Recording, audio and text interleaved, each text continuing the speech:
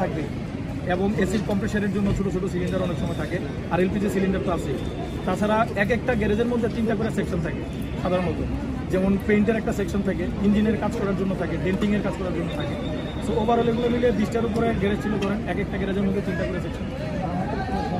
ওই ধরনের কোনো মেসেজ আমরা পাই নাই, আমরা এখনো ডেম্পিংয়ের কাজ করতেছি, আপনারা দেখছি।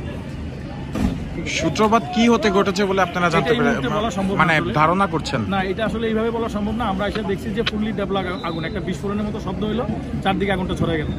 তো সাথে সাথে আমরা চারদিক থেকে অ্যাটাক করার কারণে আশেপাশে দেখেন হাইরাইজ ভবনের কিন্তু অভাব নেই, আবাসিক ভবন অনেক। তো এই আমরা আমাদের মেইন নিয়ে ছিল যে ভবনের জন্য আগুনটা না যেতে পারে, এই জিনিসটা আমরা ট্যাকেল করার চেষ্টা করছি। কর্মরত জীবনে আমাদের সাথে আমাদের সিনিয়র স্যাররা ছিল, ওইখানে আমাদের এরি ঢাকা স্যারও আছেন, আমরা কাজ করতে থাকি। কর্মরত জীবনে এই ধরনের আগুনের অভিজ্ঞতা কতবার সম্মুখীন হয়েছেন? এটা আমাদের কাজ, প্রফেশনই তো এটা। না মানে এই হঠাৎ বিস্ফোরণে আগুনের এটা আমাদের সবসময় করতে, এটা আমাদের মাথায় থাকে যে এই ধরনের প্রবলেম হইতে পারে, সো আমরা ওইভাবেই সেফটি নিয়ে কাজ করতে হয়। এখন কি পুরো আগুন একদমই নিয়ন্ত্রণে দিছি আমরা, কিন্তু আমাদের কাজ এখনো শেষ হয় নাই, কাজ চলমান আছে, ড্যাম্পিং এর কাজ চলতেছে। কি ধরনের বাধার সম্মুখীন হতে হয়েছে আগুন নেভাতে যায়? মানে আজকের যে যেটা বললাম, ক্রাউড কন্ট্রোল করা, ওয়াটার সোর্সের সমস্যা। দর্শক, ঠিক যেমনটাই শুনছিলেন, ফায়ার সার্ভিসের অনেকগুলো ইউনিট, ঊর্ধ্বতন কর্মকর্তা থেকে শুরু করে সকল ধরনের কর্মকর্তা তারা কিন্তু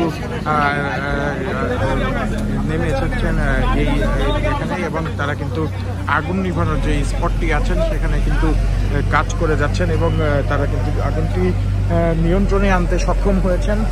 অনেকগুলো ইউনিটের কাজের ফলে কিন্তু তারা আগুনটি নিয়ন্ত্রণে আনতে সক্ষম হয়েছেন। রাজধানীর খিলগাঁওয়ে আগুনের তালতলা পরিস্থিতি দর্শক আপনাদের সামনে তুলে ধরার চেষ্টা করছি। ফায়ার সার্ভিস অ্যান্ড সিভিল ডিপার্টমেন্টের অনেকগুলো টিম কিন্তু এখানে কাজ করছেন। তাছাড়া আমরা সেনাবাহিনী, র্যাব সহ পুলিশ সদস্য তাদেরকে কিন্তু আমরা দেখতে পেরেছি এখানে কাজ করতে। তারা কিন্তু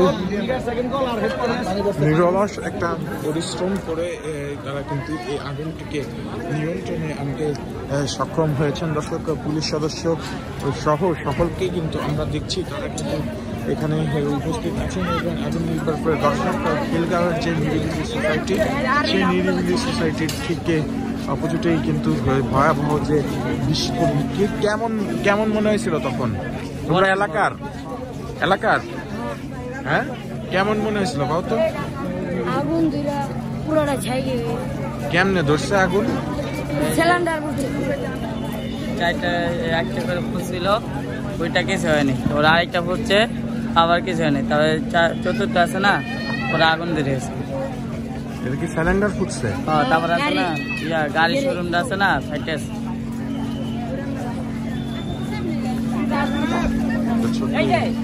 হঠাৎই কিন্তু 4টি সিলিন্ডার বাস্ট হয়ে সেটা কিন্তু জানা গেছে। 4টি সিলিন্ডারের বিস্ফোরণের ফলে কিন্তু এখানে ভয়াবহ যে অগ্নিকাণ্ড, সেই অগ্নিকাণ্ড ঘটনা ঘটে, এবং অগ্নিকাণ্ড এখন মোটামুটি পরিস্থিতিতেই আছে বলে কিন্তু জানা গেছে। দর্শক, আমরা কিন্তু দেখতে পাচ্ছি কিসের ভিড় এটা, কিসের ভিড়? আগুন লাগছে, জমছে গেল এত লোক। লুটপাট করতে, আর কত তো আছে চান্সে, লুটপাট করতে গেছে।